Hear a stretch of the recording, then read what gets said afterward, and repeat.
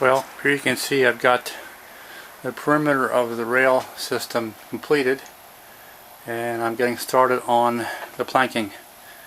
What I did is I took some $2 fence posts at Lowe's and split them in half, and this is redwood, and I'm going to bolt those down to the base. So here I'm in the process of doing that, and we'll give you an update on this soon. Well, here you can see we flipped it back over on the right side, and we've started to put the wooden slats in.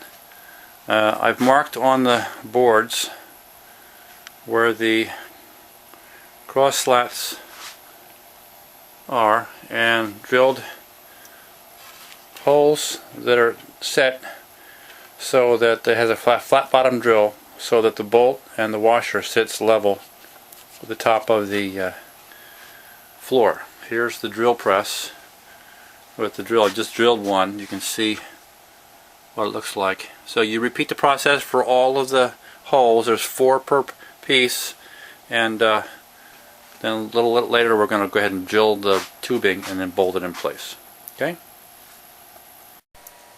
Well, here you can see all the wooden slats in place. I got the last 2 to put in, and here's the hole we drilled, or about to drill. We got the larger hole here for the washer, and we're using 1.5 inch by 1/4 inch bolts, washers, and nuts with a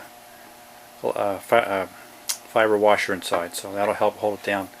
As you can see, I've completed the rest of them, and I'll number them and then take them out and give them one more coat of varnish, and then we will remount them and mount it on the truck and paint it black, and we'll see how it looks. Okay, thanks.